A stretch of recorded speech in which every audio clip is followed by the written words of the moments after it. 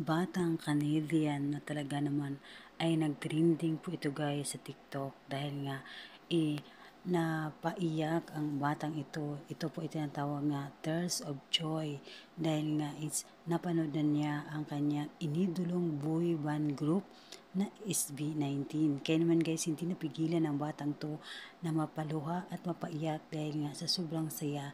Dahil sa wakas, napanood na niya ng live, nag-perform ang kanyang favorite idol na boy band group gaya ng SB19.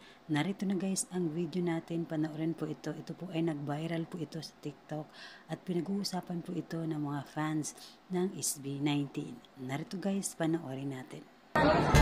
Yeah, that's fine.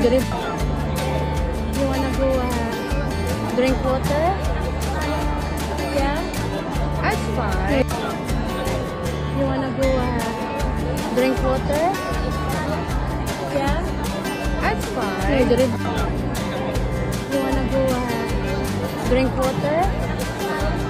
Yeah, that's fine. You wanna go drink water?